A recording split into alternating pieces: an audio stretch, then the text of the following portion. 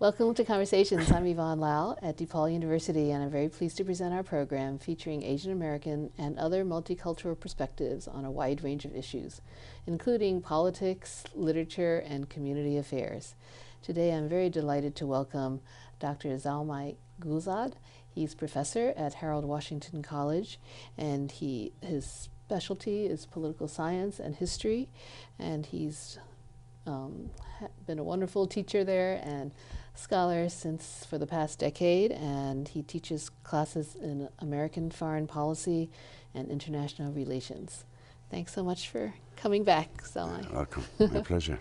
So there's so much to talk about, but what's going on in the Middle East right now, and why I think from some of my friends, it seems that most Americans aren't really sure about what's going on, and we either have too little knowledge or maybe we feel, we're just not connected there as much anymore. Well, the situation is that since this area from Iraq to Morocco was colonized, had an experience of colonization with the French, mostly English, and with Italian. So this was a generation of leaders, elite, was planted after World War II in these places, and we continue after World War II when the colonization ended. United States became the superpower, and they continue supporting those old elites. And the time came since the new generation of Arab world. They are well educated, and they are of course, the new technology of internet and everybody are much more open to new ideas, democracy, and so the result is that this generation do not accept anymore the old elite that we supported. So the result is that there's a total uprising, and it's a kind of unified movement in these places. Not necessarily that all of them are Democrat or all of them are secular. They are fundamentalist Muslims, most probably there are Al-Qaeda among them.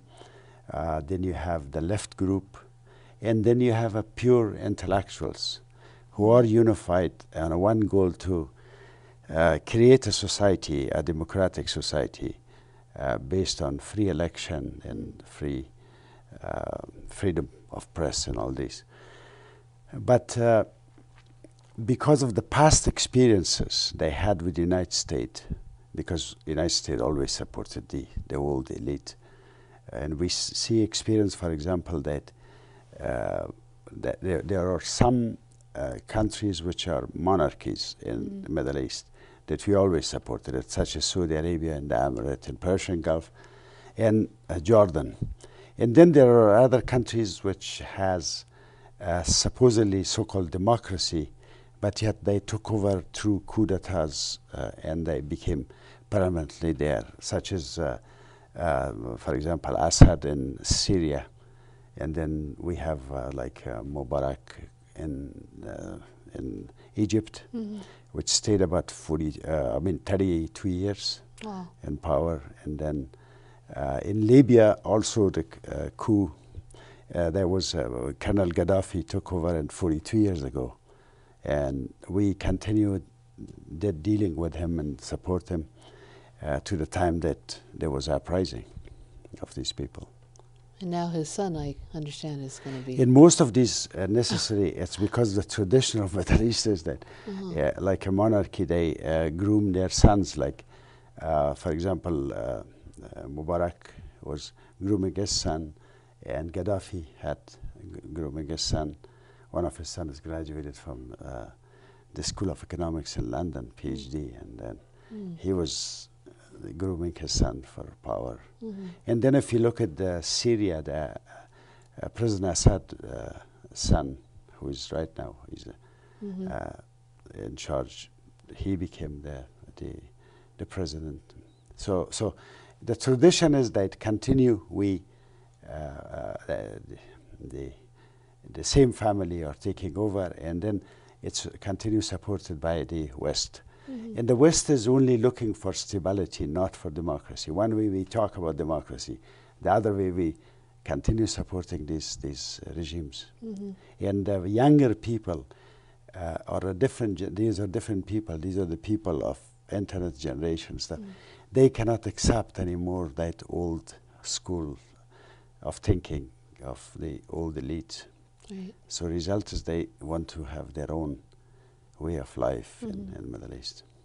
So then, in terms of our recent decision to, I guess, do these initiatives, these strikes with in Libya, like what do you make out of that? Or I think it's the biggest mistake because what's happened is that Libya is a very small population comparative to the other Arab countries. It's very rich in oil, but we don't know who these people are. They are all united, is a united front against Gaddafi, but we don't know. Among them could be Al-Qaeda, Islamic fundamentalists, other intellectuals, left, right. But that will be a biggest mistake to arm these people, because we did that mistake in Afghanistan.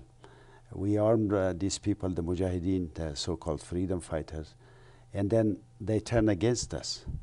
So one have to be very careful, because we have to learn from history that we made a mistake in Afghanistan, and we are paying the price for it now. So we should not we should let the people decide, and they are really not to arm these people, because it's a result of civil war in Libya. The country will be totally destroyed, the infrastructure, and a lot of casualty from both sides, because both sides is Libyans. And when they are fighting with each other, the cities are destroyed, the infrastructure, everything. It doesn't help anybody. And I guess I saw some newspaper accounts where they said that the reason why we decided to interfere with Libya and try to contain, I guess, these, or I guess try to help these rebels is because we're concerned about maintaining a strong presence in the eyes of Iran, and that Iran is looking at every move that President Obama is undertaking. I mean, would you agree with that, or? Well, there is a problem, because even today this movement, this so-called revolution in the Middle East, they see that even today the American policy are not even-handed. We are worried about Libya, but Saudi Arabia are killing more people. Bahrain is killing more people, the ruling class. And we are not going there, but we are going to Libya. Because if you look at it, Saudi Arabia is a kingdom. It's very brutal to their people. So is the Emirates of the Persian Gulf. And Saudi Arabia has a minority Shia group which are very upset with the ruling class, because they're minority and they're treated very bad. And also Bahrain has majority are the Shias, and minority the elite or the kings, and these are they're Sunni, and they're ruling that country. And they're brutally oppressing these people when they're protesting. We are not saying anything, and that we are going all the way to Libya. Yeah, that make people wonder in Middle East that what's going on here, why we are not doing anything, but we are focusing. And Iran is more interested in that part of the world than Libya. Libya is too far from them. Plus, Libya does not have that many Shias. Iran is interested to see that the Shia population in Bahrain and also in Saudi Arabia are treated better, because of the Saudi Arabian policy, minorities are treated very badly. And what Saudi Arabia and most of the Emirates did